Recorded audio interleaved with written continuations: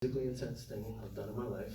I maybe 7 months of training, 5 years altogether, but it was very on and off. So I can't say 5 years. I wish I feel probably like this right now. But we did 6 to 7 months, 5 days a week, where basically my schedule was from 9 to 11. I was working out in the gym, trying to just get a wrestling frame. It would probably take me like steroids in 3 more years to get to where this guy's at, but it was really about the frame and the confidence and understanding the gym. After that, I actually got on the mat with Anthony and his actual college coach, Brian Stith from ASU.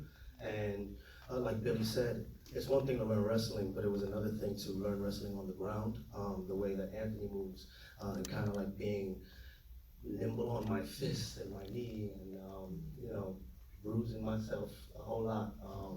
Then after that, I learned how to move on the crutches, because Anthony could beat me in a race right now on these crutches. So I wanted to make sure that I was comfortable, and it didn't look like I sprained my ankle 2 weeks ago, and I'm just wobbling around.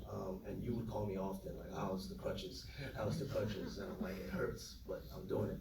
And then after that, learning the voice. Anthony has a very specific voice. I'm from New York, so I'm talking like water and coffee, and he's talking like water and coffee. And so just learning certain inflections. And as for being with Anthony so much, it was never any moments between us where I was like, yo, how did this feel? What is this like? I never wanted to ask any questions. I just wanted to observe and watch from afar. And luckily, although I'm learning wrestling and I'm new to this, Anthony's learning Hollywood, and film sets. And so I'm not just watching the confident wrestler anymore. I'm also watching the scared guy. And, he was very shy and coy in these moments. And I pulled a lot from that without him knowing. But I pulled a lot from it, and I think it informed a lot of the performance. Anthony, from your side of things, it was, as Jharrel says, some new things for you too. It was a whole new world, but this has been such an amazing experience, and getting to work so closely with Jharrel, especially with the wrestling scenes. Like you heard, my style is very unique, and what made it really incredible just to work with Jharrel on was just that the little details that he was really focused on. We throw him the basic move, and then he said, okay, let's see that again. I noticed you're doing this, the little things. He really captured it, and that's what allowed him to really soak it in like a sponge. With this high level stuff, he was just able to pull it in, and really that's what made the intensity so good with the wrestling scenes. We were able to basically go just full blast because Jharrel had gotten accustomed to everything that we were doing. Because at the end of the day, you can only pad up a slam so much. At the end of the day, you're still getting slammed in the face. But Jharrel, just really just committing to it.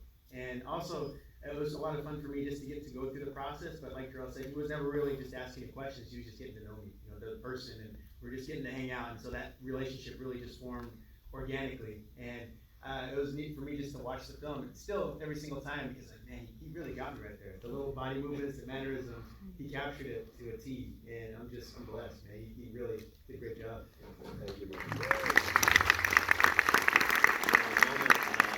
going to close by asking each of you what it's been like to watch this, and especially with audiences going back to Toronto and since. But first, William, this is not, I guess, what's your kind of assessment, having now directed? Are you interested in doing it again? Are there, we were chatting earlier, and there have been a handful of, or I guess quite a few of the great filmmakers started out as editors, David Lean, Robert Wise, and on.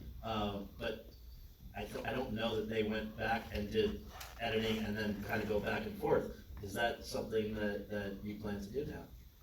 Well, yes, if somebody wants to hire me, that's no, I'd love to continue to do both. I mean, I have phenomenal relationship with several directors that I've worked with for over the years, and I love them and don't want to lose those relationships. And I love editing, but I had such a great time directing, and it's so different.